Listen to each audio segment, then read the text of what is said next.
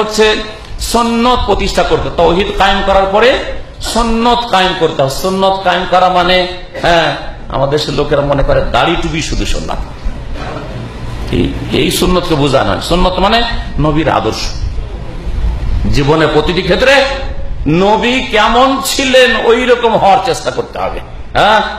নবী করিম সাল্লাল্লাহু আলাইহি সাল্লামের দাড়ি ছিল তো দাড়ি হতে হবে, ঠিক আছে। এবং দাড়ি সুন্নত নয়, শুধু দাড়ি টুপিকে একাকার করে দিলেন, ওয়াজিবকে নামিয়ে সুন্নত বানিয়ে দিলেন, আর যেটা সুন্নত নয় সেটাকে সুন্নত বানিয়ে দিলেন।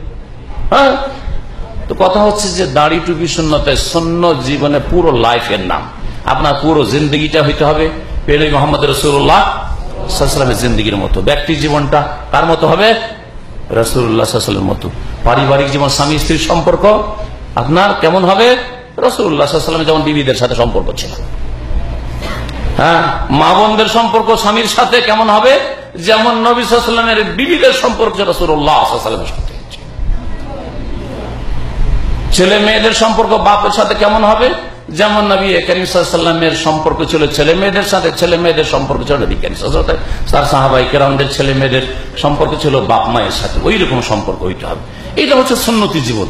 জীবনের প্রতিটি ক্ষেত্রে নবীর তরিকা জেনে নবীর তরিকায় চলা। এই জন্য আমি একটি কথা বলি যে ইসলাম খুব সহজ। ইসলাম হচ্ছে সহজ, আমাদের দেশের লোকেরা জটিল করে দিয়েছে। সেটা হচ্ছে এক আল্লাহর ইবাদত করা আর এক রাসূলের তরিকায় থাকা। এক কথায় এই দুটো কথার মাধ্যমে আমি পুরো ইসলাম আপনাদেরকে দিয়ে দিলাম। কালেমা তাইয়্যিবার কথা, লা ইলাহা ইল্লাল্লাহ মানে কি? এক আল্লাহর ইবাদতবন্দি করা। আর মুহাম্মদুর রাসূলুল্লাহ মানে কি? এক রাসূলের তরিকা। শুধু মুখে পড়বেন মুহাম্মদুর রাসূলুল্লাহ, রাসূলের তরিকায় চলা জীবনের প্রতিটি ক্ষেত্রে। জীবনের প্রতিটি ক্ষেত্রে রাসূলের তরিকায় চলবে সাল্লাল্লাহু আলাইহি ওয়াসাল্লাম। রাসূলুল্লাহ সাল্লাল্লাহু আলাইহি ওয়াসাল্লাম যদি মিলাদ করে থাকেন মিলাদ করবেন। রাসূল যদি মিলাদ না করে আপনি মিলাদ করবেন না, মিলাদ করবেন না, মিলাদ করাবেন না মোল্লাদেরকে। মোল্লাদের বাড়িতে মিলাদ হয় না কেন?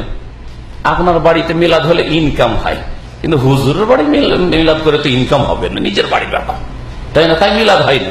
দেখেছেন কোন হুজুরের বাড়িতে মিলাদ হইতে? না, ওর বাড়ির মিলাদ হয় না। নবী সাল্লাল্লাহু আলাইহি ওয়াসাল্লাম যদি কোরআন খানি করে বক্সা থাকেন তো বক্সাবেন, না হলে বক্সাবেন। এটা হচ্ছে নবীর সুন্নাত।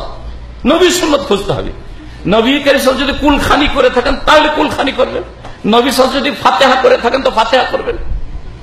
নবী কারীম সাল্লাল্লাহু আলাইহি ওয়াসাল্লাম যদি শবে বরাতে হালুয়া রুটি করে থাকেন তাহলে করবেন। নবী কারীম সাল্লাল্লাহু আলাইহি ওয়াসাল্লাম যদি নামাইতো পড়ে নামাজ শুরু করে নামাইতো পড়বেন। নবী সাল্লাল্লাহু আলাইহি ওয়াসাল্লাম যদি রোজা ধরে থাকেন নাওয়াইতা নাসুমা গাদান বলে তাহলে নাওয়াইতা নাসুমা গাদান বলবেন। বোঝা গেছে?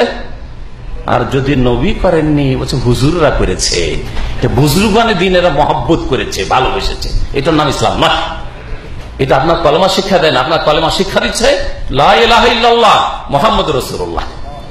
এক আল্লাহর ইবাদত করবেন একমাত্র, এবং এক রাসূলের তরিকায় জীবনের প্রতিটি ক্ষেত্রে চলবেন। খুব সহজ ভাবে আপনি যাচাই করতে পারবেন, সহজ আপনি দিনকে যাচাই করতে পারবেন।